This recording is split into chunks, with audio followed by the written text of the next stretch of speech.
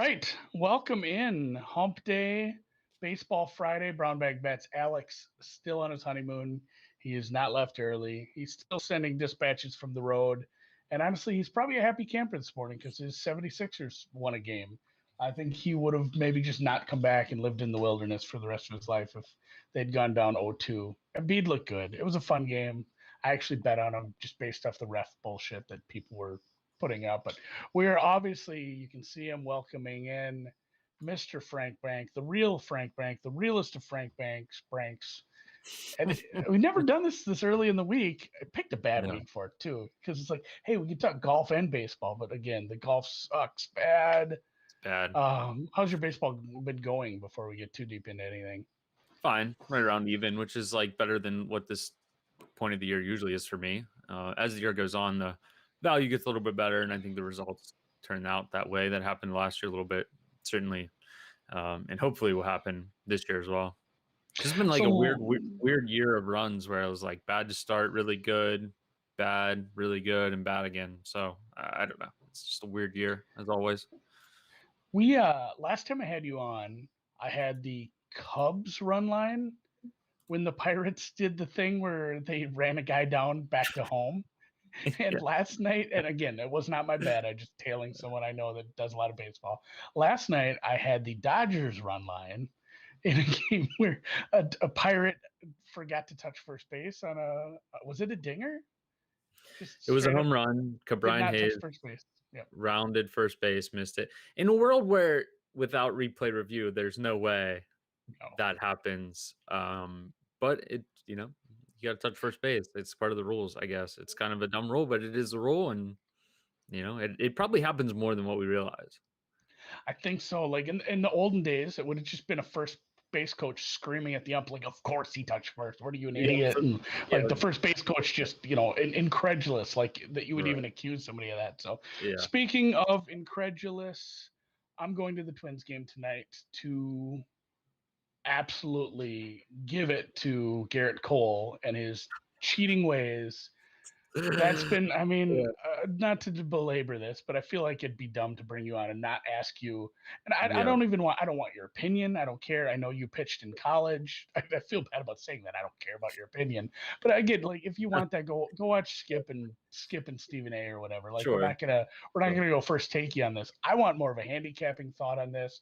Like, are you tracking this? We have some tweets and graphics here of basically Cole at his spin rate down like 125 RPM, lowest since 2018. If you're looking at the graphic, if you're watching in the stream, same thing with Mr. Trevor Bauer. Some big drops in the spin rate all of a sudden, which kind of makes a guy wonder. And, the question being, like, how are you going to use this to adjust your starting pitching rankings if, like, all of a sudden these guys' pitching isn't going to be as good? And I know that's simplification. Tell me why the pitching is going to be less good if they can't get the spin rate. Because when the ball spins more, it has more break to it, has more run to it, has more ride to it. You're hitting a round ball with a round bat. And if that ball is spinning more, it's harder to square up, right? That makes a lot of sense. As opposed to, this is why, like, knuckleballs are hard to hit, but when you hit them, they go over the fence, right? Because they're easier to square up. You hit a lot of line drives. When you end up, spinning the ball more, it moves more, it's harder to square up. Like, everything is to your benefit. There's some really interesting, I would have to find the tweets, but I've read a handful of tweets over the last couple of years of, fastballs in this spin range have this, weighted on base average against them, and fastballs that go up this much and have, drastically better splits, right? Like, all of this stuff is to the benefit of the pitcher. And probably, the two poster boys right now for this is Garrett Cole and Trevor Bauer, which is so perfect because they were the 1-2 at UCLA. They're the 1-2 in the draft. They hated each other. They still do. And Trevor Bauer had a very up and down career in Cleveland. It was good at times. It was not good at times. Garrett Cole had been very solid for the Pirates, but he wasn't like an elite level pitcher. And he struggled his last year there and wanted the hell out, and the Pirates got rid of him. And Garrett Cole went to the Astros, and they switched him up a little bit. They didn't throw as many fastballs with him. They weren't concerned so much for the injuries that the Pirates were concerned of throwing too many sliders and breaking balls. Kind of ditched it the changeup, but the biggest thing was that the spin rate went up, and we know that the Astros not exactly the moral ground that maybe we desire in professional sports for our entertainment. And Trevor Bauer, through his rivalry through Garrett Cole, said something like, well, I can put pine tar on a ball and I can spin it 300 revs more. And a year later, Trevor Bauer was spinning it 300 revs more than what he was the year before, gets a huge contract. Garrett Cole gets his huge contract. And now the first two starts, a hell of a coincidence after the MLB announces that they're going to stop this. Boom, the spin rates for both of them go down and they both get kind of hit hard, kind of look like the old versions of themselves. From a handicapping standpoint, it's really hard as a complete data guy to just say like, well, I'm going to make these guys worse because they're probably cheating. Like that's a really hard thing to do, because is Randy Dobnak, who Garrett Cole pitched against today, is he cheating? Because he might be. D. Gordon took steroids, right? Like, so how do you know? So you just have to be willing to either avoid those games, or you can subjectively and make adjustments to whatever your number is for these guys to sort of figure out, okay, well, if their spin rate goes down this much, how would it affect their balls on play percentages and that sort of thing, strikeout rate, walk rate, whatever. We would have a good idea on how to adjust them, but it is hard to do, right? Because we just don't really know. It does feel like some subjectiveness, because like, where do you draw the line? I don't suppose you have some list of like, hey, here's all the guys who I think are using spider tax or whatever it's called. And like, I mean, it's obvious who some of them are, just based on what we see, the big names, Cole and Bauer. And it is funny that Bauer's such a, goddamn loudmouth, and he's been so outspoken about certain things. So it is funny to me. I guess I'm probably just gonna bet the over in the Twins game tonight and hope that Bauer, because I don't have faith in the Twins winning, but maybe just like some team total overs, and hopefully Cole gets hit hard and I have some home runs to cheer for in the Yankees. Maybe I'll go Yankees run line and the over.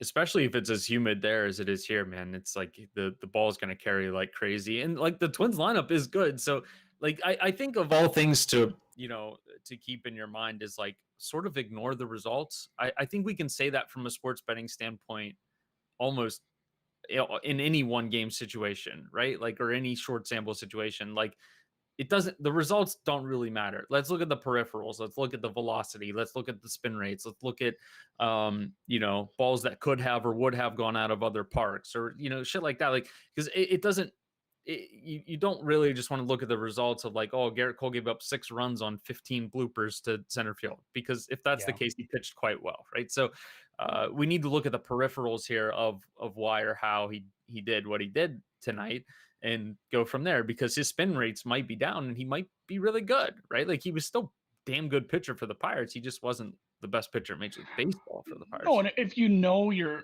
like, if you can't cheat anymore, like, I'm assuming he's going to make adjustments. Like, he's going to mix up his pitch selection a little bit. Well, like, if my breaking shit isn't going to break like this, I'm going to have to go to the heater a little more. I'm going to have to go to some off-speed stuff that doesn't maybe move as much, and, do pitch selection. And I agreed. Context. It's kind of my mantra in everything we do here, and everything deep dive and all the stuff we've ever done sports betting. And that's, rings true with the FERA stuff you do. It's like, hey, the guy got shelled, but did he really? You got to start looking. So maybe don't just make some wild reactions to this. Maybe sit out some of these games if you're scared of the fact that Cole might get shelled or something, and then take that and see, like, did he actually get shelled? Is it going to be worse for him going forward? Which, God, the Yankees fans are insufferable enough having a bad year, in air quotes already. So, all right, we'll take it easy. We'll check back on Cole and Trevor and the rest of the cheating bastards here in a couple weeks. See how they're doing. I'd be remiss having you on this early in the week not talking golf. Congaree sucks. I ran my numbers. I seen you bet Brooks. I bet some Brooks too. It feels so awful betting a plus 850. This feels like either somebody. I don't even know if Tom Hoagie's in the field, but like, either like a Tom Hoagie wins this, or like Brooks just wins by 5. I feel like DJ probably, out of the two major stars, let's say, in this, like, DJ probably cares less. he doesn't need the tune-up. He's missed the Been cut at the injured. last 2 majors. He needs to worry about next week. He's local. I don't know if he's just playing because he's local. Like Brooks actually could use a tune-up. It would help shut Bryson up a little, maybe. So, out of the two there, I'm definitely playing Brooks. I don't know. Did you even look down the board at all, or are you just punting a lot this week and saying I we have mean, I a good did. one next week? I mean, I did. My model was just like Brooks Koepka is the best player in this field by a margin that's so absurd that it's ridiculous. I so rarely bet short numbers. Like I know that you're kind Oh, of the same way, yeah. but I just couldn't get past it. Right? I ran these simulations and I'm like, this dude should be 6-1. Right? Like I don't know how to like get over that. Right? Like that hump because now that you have someone chewing up so much value, no one else has value, right? In these high big markets, from a modeling standpoint, you're like, this guy is, if he actually plays, if he actually has motivation, because that's always the main question with Brooks. I'm just gonna kick myself if I don't bet him, and he wins and he actually tries, like because he sleeps the like of all the people. If we played this out 1,000 times, he's going to win such an absurd amount of these tournaments if he's trying, because Oh, none he of would these be guys are even close to him. so tired if he played it 1,000 times. That's like You know what I 72,000 mean? holes. He's Yeah, I know 1,000 what you're years saying. old. He Yeah. would be so old, but and not only that too. Like I still, my thesis about DJ probably not giving him his best effort here, wanting to, his last 3 majors were a win and 2 missed cuts. Like he definitely needs to be focusing on next week, which is across the goddamn country.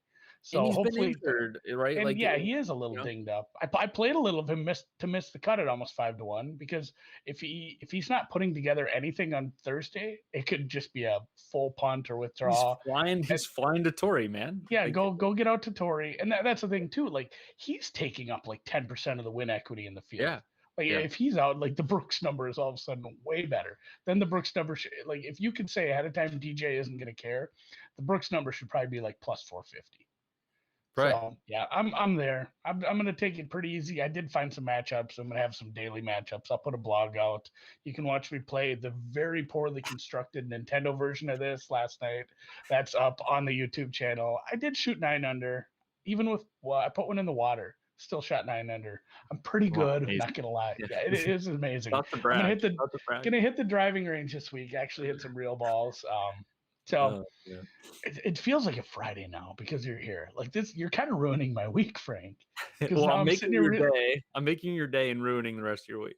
Yeah, like Yeah. it just feels like it should be Friday. Now that I realize it's only Wednesday, it's kind of set in. I got like the Wednesday scaries. Either way, a Twins game should be fun tonight. It'll be hotter than Dutch And, Love and, again. and And honestly, the worst part about this golf event, not to harp on it too much because it just sucks. This course is great. Like, it's going to be awesome. It's a very unique course. It should be it's very very good and cool. fast, right? But now we have to watch like Alex Noren be 30-1 and compete at the top of the leaderboard, and that's what sucks. Yeah. So there's going to be a very unique leaderboard once we get to the weekend for sure. And it's a gorgeous course. There's a couple of holes I was mentioned this to somebody. There was a couple holes where they take such wild right turns. It doesn't look like you can cut the corners on these at all. But basically, like you hit it straight, there's a landing area, and then it's like a 30-degree turn. Like some of these dog legs on these deep fours are just crazy. So I'll actually probably pay attention a little this weekend. I'll be watching some soccer as well as the Euros start. But before we let you go start your weekend, I'm just gonna keep saying that it's Friday. What are we betting tonight? I will have to once my Twins are down like 7-3 in the 4th inning, I'll have to have something for action tonight. Look at that, Mr. Mets. Yeah, I'm gonna go with the Mets. Now, we did a video this morning, Austin and I, and covered every single baseball game today. So if you're interested, you can go watch that. I retweeted a couple times, whatever. You can watch it. Pretty much all of the handles surrounding me have tweeted that out, so you can watch that if you're interested in all the plays for today. But Mets today, I'm not going to go like crazy analysis here. I'm not going to bore you with numbers. Taijuan Walker, Thank who's God. a Major League Baseball pitcher, is pitching against Matt Harvey, who is not a Major League Baseball pitcher. That's all you need to know. And I don't know what's going on with this number. It is going up a little bit. I played at 124. It's sitting around 128. And I wouldn't be sitting here giving you the play if I didn't think you could play it. Honestly, I would probably play this at whatever number it ends up today. Like, I don't know how high it's going to go, but probably just play it now that it's gone from 155 to 125. Just play it because I can't get over the fact that Matt Harvey could be this short of an underdog against a Major League Baseball team. And that's where I put Mets 140 on the graphic. We made this a bit ago. The number is moving around. Yeah. Do shop around. If you get a 125, that sounds a lot better. I'll be on that tonight. Yeah. We'll be cheering for Brooksy. Hopefully Brooksy comes to. I'm gonna try to get kicked out of the 3M Open if he's there. Either one of them. I'm gonna test the theory that you call either from Brooksy, you will get tossed out. The tickets aren't too much there, so it would feel awful. And I just go to downtown Minneapolis. So Frank, it's been a great Wednesday. I'm gonna do a few picks after we let you go to close the show. But again, people can find you at Real Frank Brank.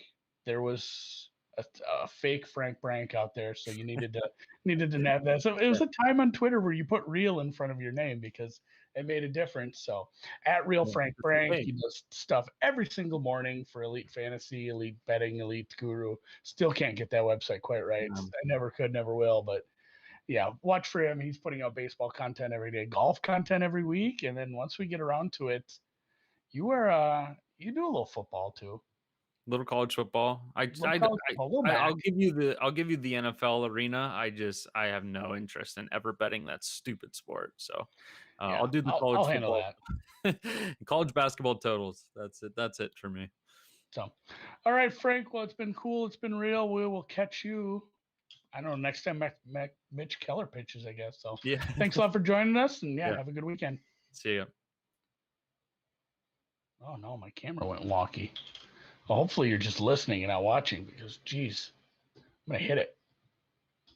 I'm going to see if any of this works. Somebody did ask how I'm hitting it. I have not hit many balls. I hit a couple out on the farm. Hide my face here. See if that fixes it. Look at that. I'm back. Hit a couple out on the farm into the woods. I haven't hit the driving range. I haven't hit the course at all this year. I am mostly spending my golf time watching or betting golf. So just doing that for now. I do have some matchups for tomorrow morning as we start off in Congaree. Like I said, you can check out everything I'm doing for the entirety of the golf stuff when I put my blog out on this afternoon, but also check out Approaching the Green last night. Pam had some good picks. I put out some picks. We had some long shots, some props, and other stuff. But for tomorrow, Mr. Sloan over Peter Uline. Uline's another one I'm fading earlier in the week. I have some full tournament against him as well. Benny Ann. I mean, again, almost anybody. Ben Martin's maybe not a real known name, but even at even money here, I'm going to take him over Benny Ann here. Benny Ann, and then Pat Perez, which if you don't know who he is, Google image search him. He looks like a fun guy to party with. JT Poston's a guy I bet against quite a bit to miss the cut. I fade him a few times here. Perez actually playing well, so I don't mind this at a cheaper price as well. So just those three, like I said, everything in blog form later once I get around to it this afternoon. And if you want some more picks, you can certainly watch Approaching the Green on the same YouTube channel. And that just leaves us with Alex's dispatches from the road. Like I said, his Jazz -4. That was a heartbreaker. Also heartbreaker if you had Sixers first half. Gross. They were up by like 10. But Krejcikova on a bit of a hot streak. She won the tournament before this. She cannot be stopped right now. Plus 135. I can check on the time and date for some of these. They do stretch out a little bit of this. Once we get into this part of the French Open, it looks like this will be Thursday at... It says 9:30 my time, so who knows? So Thursday morning, Thursday late morning. It depends how long the Pavlyuchenkova. I used to be able to say this one. Pavlyuchenkova and Zidansek match takes. So if that one is a long 3-setter, it could get pushed back somewhere in the 9:30 to 10:30 Central Time on Thursday morning. So a little bit before the show tomorrow. Hopefully she can get her done as an underdog versus Maria Sakkari. Boy, this is kind of head-to-head then. I've kind of been claiming that these Greeks are playing well because of me. So we will put the Euro to the test tomorrow in the French Open semifinals. And before I go again, I will thank our sponsor, WinBet. or you can get a $500 risk-free bet. Place it on some tennis, place it on some golf, baseball. I don't know if I'd use the Mets because they're a little minus money. Maybe a Twins alt over. I think we're going to have about 17 runs tonight. Hopefully I don't get home till about midnight. If you have anything you'd like me to yell at Garrett Cole, hit me up on Twitter. If you have any questions, thoughts, concerns about golf, same thing. Otherwise, do follow us at Brown Bag Bets on Twitter. That's where you can find the pinned tweet with the links to the WinBet sign up. And if you are on the YouTube, give us a thumbs up. If you're listening on podcasts, I'm glad you didn't have to see my camera go wonky there. And do give us a rate, review, subscribe, and we'll check you tomorrow.